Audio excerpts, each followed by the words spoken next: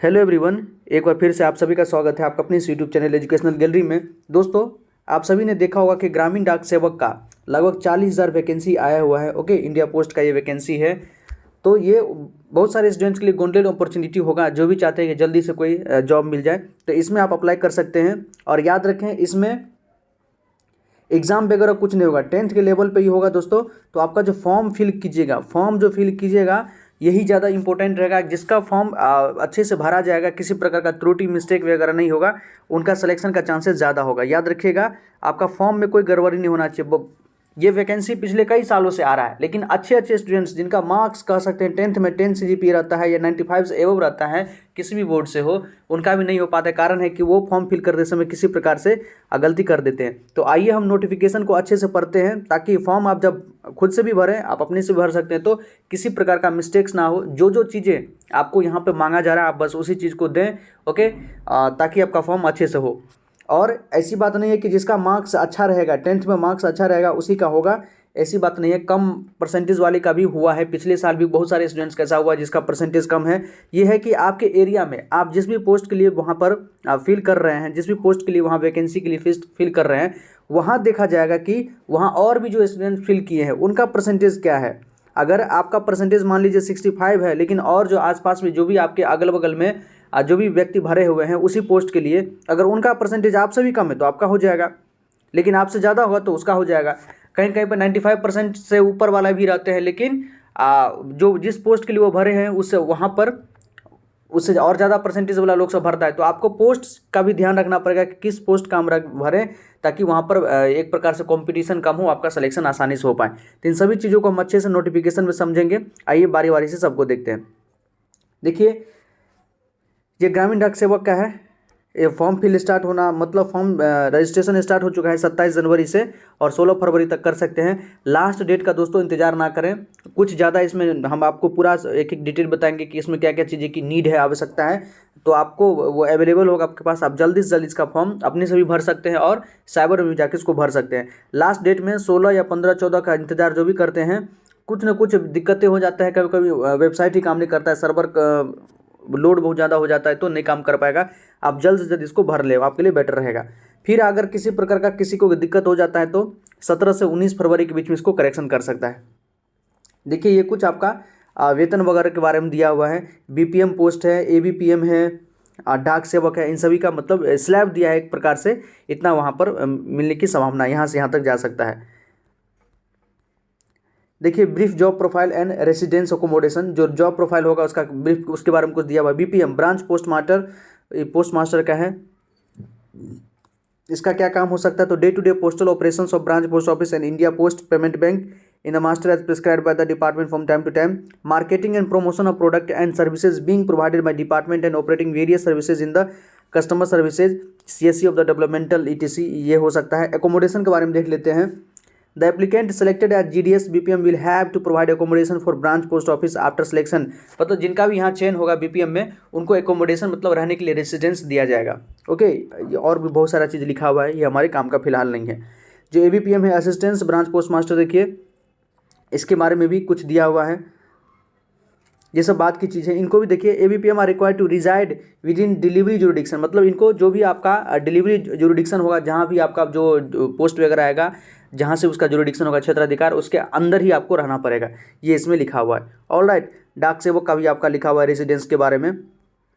कौन कौन form fill कर सकता है, तो मिनिमम एज 18 साल, जिनका भी मिनिमम एज 18 साल है और मैक्सिमम एज 40 साल है, वो सभी इसमें फॉर्म को भर सकते हैं। और साथ ही साथ कुछ एज रिलैक्सेशन भी दिया गया है कई सारे कैटेगरी को, जैसे शेड्यूल कास्ट है, SC ST है, तो मतलब 45 साल के व्यक्ति भी इसमें भर सकते हैं। OBC है तो 43 साल के व्यक्ति भी इसमें भर सकते हैं, मतलब 3 साल का छूट दिया गया। इसी प्रकार से सभी ईयर में कुछ ना कुछ छूट दिया गया। PWD वाले सब के लिए भी है। ओके, अब देखते हैं हम एजुकेशनल क्वालिफिकेशन। तो एजुकेशनल क्वालिफिकेशन में आपसे डायरेक्ट कुछ नहीं ज़्यादा मांग रहा, आपका 10th का बस। Secondary school examination pass, certificate of 10th standard having passed in mathematics and English, having been studies as compulsory elective subject, conducted by an recognised board of school education by the government of India, state government, union territories of India. मतलब कोई भी आप इधर कोई भी board से हो, Bihar board से हो, CBSE से हो, ICSE से हो, किसी से भी हो, 10th में आपका मतलब 10th आपका पास होना चाहिए। The applicant should have studied the local language that is name of local language at least up to secondary standard, मतलब आपका जो भी लोकल लैंग्वेज है उसकी भी आपकी जानकारी होनी चाहिए और उसमें आपने पढ़ा होना चाहिए।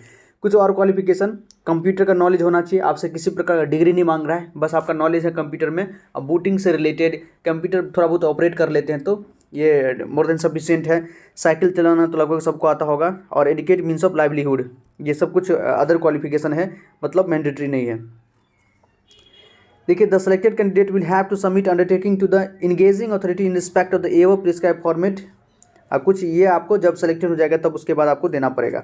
ओके, रिजर्वेशन कुछ है, अलग अलग कास्ट के लिए कुछ रिजर्वेशन के बारे में बताया गया है। ये है आपका बीपीएम एबीपीएम डाक सेवक में। देखिए, डिसेबिलिटी अगर किसी प्रकार का है तो उसके लिए लिखा हुआ है, ये सब डिसेबिलिटी नहीं होना चाहिए। अप्लाई कैसे करें तो application can be submitted online only at, जो आपका ये वेबसाइट दिया है इस पर जाकर आप उसको ऑनलाइन अप्लाई कर सकते हैं। अगर आपको चाहिए कि हम किस प्रकार से स्टेप बाय स्टेप इस फॉर्म को फिल करें दोस्तों, तो आप कमेंट सेक्शन में हम लिखें, तो हम स्टेप बाय स्टेप आपको फॉर्म फिल करके बता देंगे। ऑलराइट, यदि आप अगर आता है तो खुद से भी कर सकते हैं, नहीं तो आपको अगर इसमें हेल्प चाहिए तो आप प्लीज़ हमें कमेंट सेक्शन में लिखें, हम अदर वीडियो बना के पूरा स्टेप बाय स्टेप किस प्रकार से कहाँ पर क्या फॉर्म फिल करें हम सब आपको बता देंगे।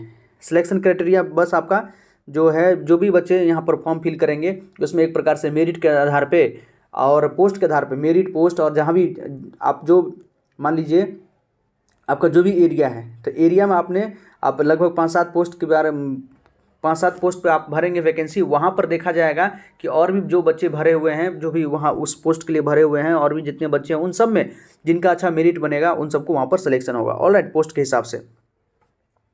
एक इम्पोर्टेंट है, जो भी सीबीएसई से हैं उनको क्या होता है कि जब कभी भी अगर पास के होंगे पहले तो ग्रेड दिया जाता था। अगर A1 है और 10 पॉइंट है तो उनको मल्टीप्लिकेशन फैक्टर 9.5 से उसको मल्टीप्लाई करेंगे। मान लीजिए किसी का 10 पॉइंट है तो 10 को 9.5 से मल्टीप्लाई करेंगे तो उनका 95% आ जाएगा। ऑलराइट, ये सबका अलग अलग है।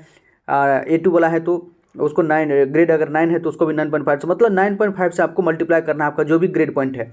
10 है, 9 है, 8, 7, 6, 5, 4 कुछ भी है अगर किसी का, तो वो 9.5 से उसको मल्टीप्लाई करके अपना परसेंटेज स्ट्रेंथ का लिखेंगे। ऑलराइट, नेक्स्ट देखते हैं कम्युनिकेशंस ऑफ सिलेक्शंस। ये सिलेक्शंस के बारे में है, ये सब बाद में अपने आप हो जाएगा। ओके, एक इंपॉर्टेंट चीज़ है, देखिए, short listed applicant will have while attending for the document verification with the following authority will bring original document are listed। जिनका भी शॉर्ट लिस्टेड मतलब नाम आएगा, जिनका भी मान लीजिए सिलेक्शन हो जाएगा तो उनको बाद में डॉक्यूमेंट वेरिफिकेशन के लिए बोला जाएगा। तो एनेक्सर 7 में हम अभी देखेंगे, उसमें कई सारे डॉक्यूमेंट के बारे में बताया गया है, उसको लेके आपको जाना पड़ेगा।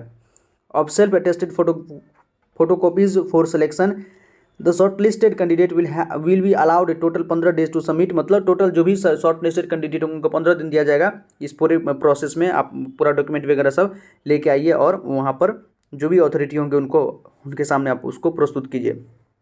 देखिए, no further list of short listed applicant will be issued after 30 June 2023। Application pending after this date shall not be considered for engagement, मतलब 30 जून 2023 तक ये जो आपका बाद में नोटिफिकेशन सब आता ही रहेगा, तो इसमें आपको 30 जून तक जिसका हो जाएगा, उसके बाद किसी का शॉर्ट लिस्टेड में नाम नहीं आएगा। कुछ देखिए, और ये एनेक्सर 1 एनेक्सर 2 ये जब आपका सिलेक्शन हो जाएगा उस हिसाब से है। हम एनेक्सर 7 जो हमारे लिए इंपॉर्टेंट था उसको हम देखते हैं।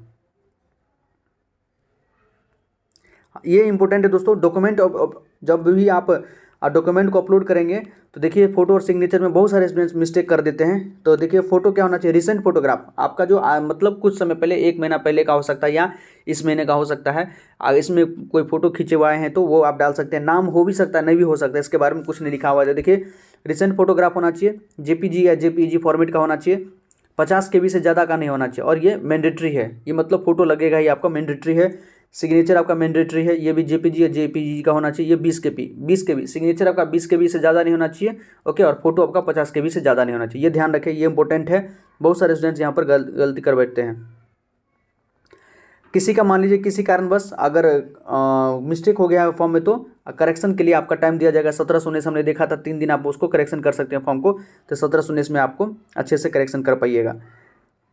एनेक्सर 6 हमारे लिए, एनेक्सर 7 बहुत ज़्यादा इंपॉर्टेंट है दोस्तों, ये सब बड़ा डॉक्यूमेंट आपका होना चाहिए। यदि आपका नाम आ जाता है, शॉर्ट लिस्टेड हो जाते हैं आप, तो देखिए आपके पास क्या क्या होना चाहिए, provisionally short listed applicant must report for document verification along with following original document and 2 sets of self attested photo copies of each document.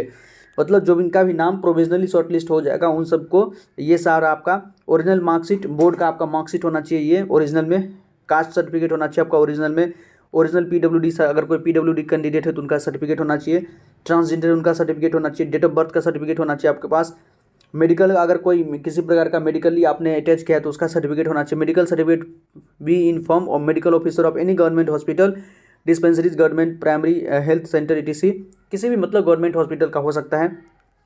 सारा डॉक्यूमेंट आपका ओरिजिनल में होना चाहिए।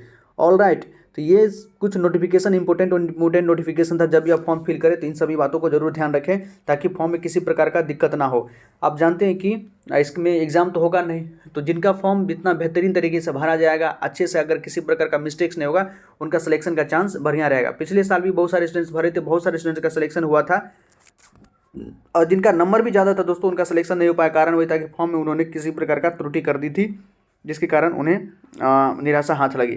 तो आप जरूर इन सब बातों का ध्यान रखिएगा। फॉर्म भरने में अगर किसी प्रकार का मिस्टेक हो रहा है, परेशानी हो रहा है तो प्लीज़ आप हमें कमेंट सेक्शन में लिखिएगा, हम आपको नेक्स्ट वीडियो में फॉर्म भर के भी दिखा देंगे। बहुत बहुत धन्यवाद दोस्तों, जय हिंद।